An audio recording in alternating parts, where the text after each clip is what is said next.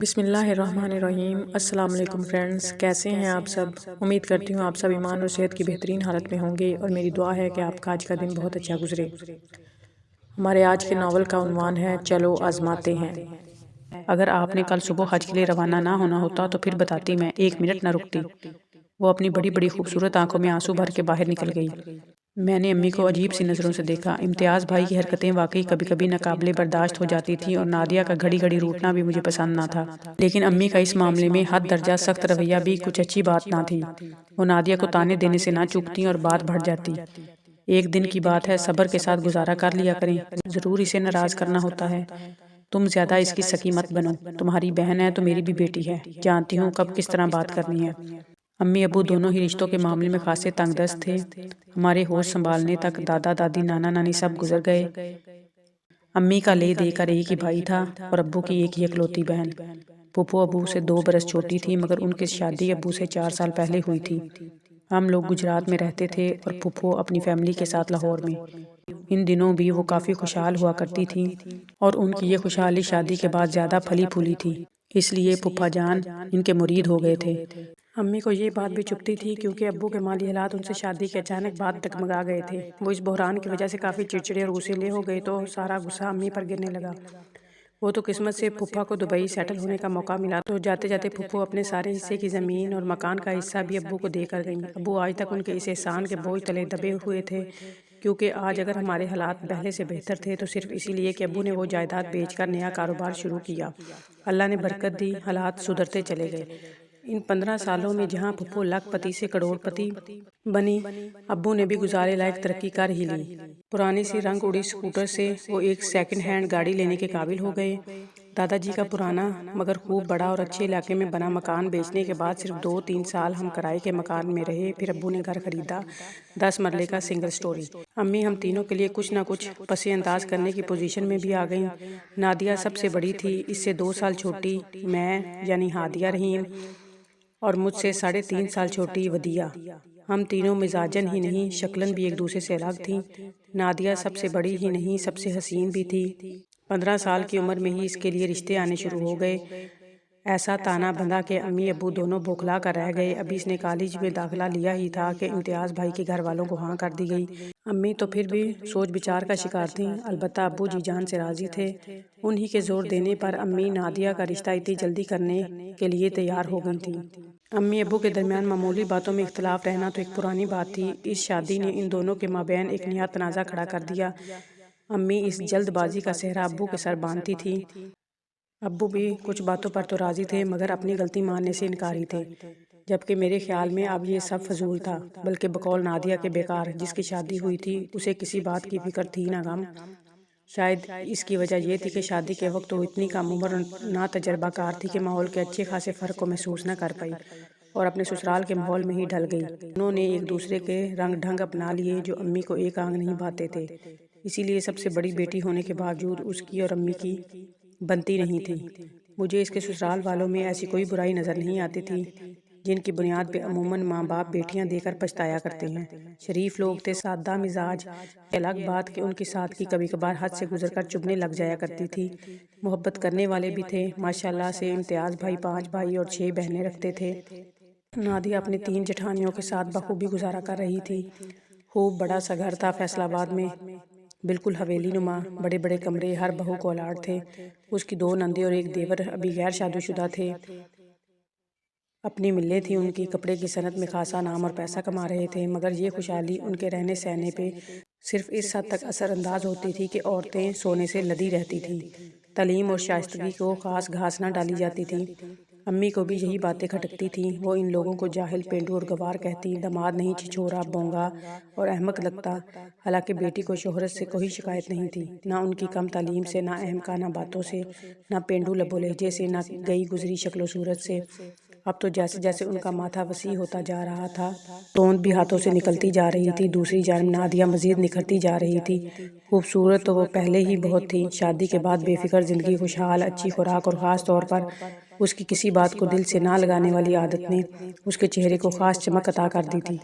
وہ 25 سال کی ہونے والی تھی، یہ زیادہ عمر نہیں تھی۔ ابھی اس کے بچپن کی کئی سہیلیاں کنواری تھیں، مگر شادی شدہ عورت اور 4 بچوں کی ماں ہونے کے باوجود بھی اس کی خوبصورتی میں کوئی کمی نہیں آئی تھی۔ وہ اگر اپنی نندوں اور جٹھانیوں کی طرح خوب سارا زیور پہن کر رکھنے کی عادی نہ ہوتی تو لوگ اسے شادی شدہ ہی نہ مانتے۔ میں نادیہ سے صرف 2 سال چھوٹی تھی مگر لگتی کہیں زیادہ تھی، بلکہ میں تو ودیہ سے بھی چھوٹی لگتی تھی۔ میری جسامت ہمیشہ بیبی سائز رہی، قد اتنا کم نہیں تھا کہ خامی کہلاتا۔ میرے دھان پان سے وجود اور گول چہرے کے ساتھ یہ قد مناسب لگتا تھا۔ کہتے ہیں 18 سال کے بعد قد نہیں بڑھتا، مگر میرے ساتھ الٹا ہوا۔ 18 سال کی عمر تک میرا قد واقعی اتنا کم تھا کہ امی کو پریشان رہنے کے لیے ایک اور بہانہ میسر آ گیا۔ 18ویں سال میرے قد کو کچھ غیرت آ ہی گئی اور میں نے 2 سالوں میں کھینچ کھانچ کے 2-3 انچ بڑھا ہی لیا۔ اس کا ایک فائدہ یہ تھا کہ نادیہ کی طرح میرے لیے کم سنی میں ہی رشتے نہیں آئے۔ بعد میں آئے بھی تو امی ابو نے پہلے والی غلطی نہ دہرانے کا فیصلہ کر کے ٹال دیا۔ وہ میری تعلیم مکمل ہونے کا انتظار کر رہے تھے۔ اڑتی اڑتی سنی تھی کہ امی کا دل ماموں کے ہاں ہے، یعنی ماموں کی خواہش پہ وہ ان کے اکلوتے بیٹے شہیر کے ساتھ مجھے منسوب کرنے کی خواہش رکھتی ہیں، اور یقیناً اس خواہش کے پورا ہونے میں ابو ہی آڑے آ رہے تھے۔ شہیر مجھے بھی پسند تھا، اگرچہ یہ وہ والی پسندیدگی نہ تھی جس میں آہیں بھری جاتی، تارے گنے جاتے، چھپ چھپ کے دیدار کیا جاتا۔ ہاں بس یہ اطمینان ضرور تھا کہ اچھا شہیر، چلو ٹھیک ہے بھئی، اگر ابو مان گئے تو کیا برائی ہے۔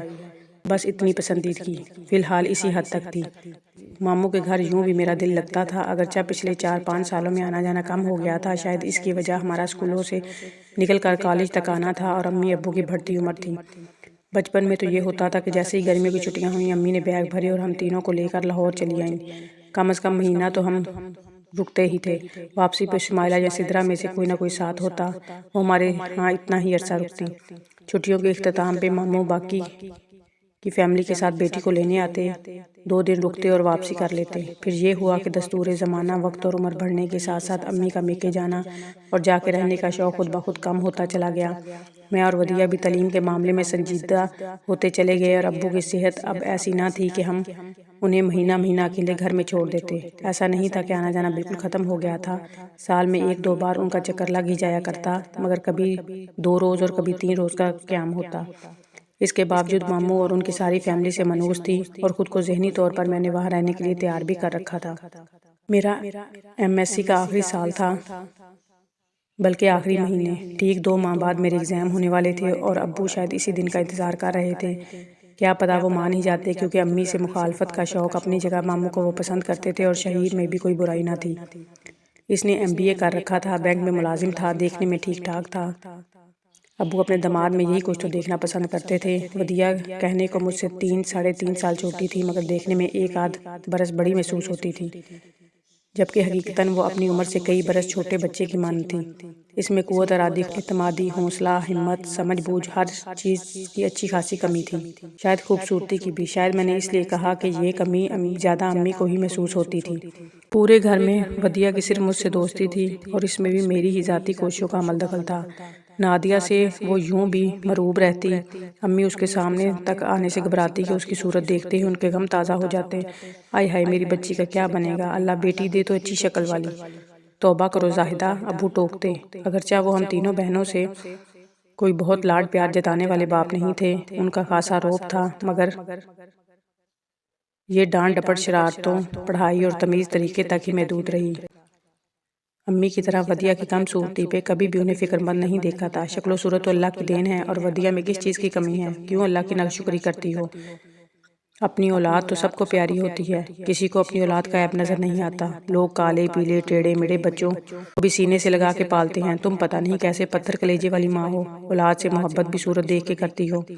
میری ممتا کے بارے میں ایک بھی لفظ مت کہیے آپ کیا جانے ماں کا دل، اس سے محبت ہے تو تڑپ رہی ہوں۔ آپ کی طرح بے فکر نہیں ہو سکتی۔ ہاں یہ میری اولاد ہے اور مجھے پیاری ہے، مگر میں ساری عمر اسے سینے سے لگا کے تو نہیں رکھ سکتی۔ اسے اگلے گھر بھی بھیجنا ہے، اور اگلے یہاں تو شکل دیکھ کے لڑکیاں بیاہ لے جاتے ہیں یا مال پیسہ دیکھ کے۔ کروڑ پتیوں کی اندھیاں کہانیاں بھی شہزادوں سے بیائی جاتی ہیں، اور ہماری شہزادی جیسی نادیہ کو کیا ملا؟ ہاں بھئی پیسہ سارے عیب ڈھک دیتا ہے۔ ان کی الگ ہی منطق تھی، الگ ہی نظریات، الگ ہی معیار، جن سے وہ 1 انچ برابر ہٹنے کی روادار نہیں تھی۔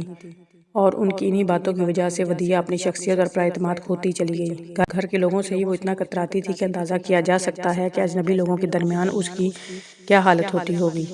اسی لیے امی ابو کے حج پہ جانے کی خبر اس کے لیے پریشانی کا باعث تھی۔ وہ کسی اور جگہ رہنے نہیں جانا چاہتی تھی، نہ ماموں کے یہاں نہ پھپھو کے گھر، مگر ہمیشہ کی طرح اپنی خواہشات، اپنی مرضی اور اپنے احساسات دل میں دبائے وہ فک چہرے کے ساتھ پورے گھر میں بوکھلائی پھر رہی تھی۔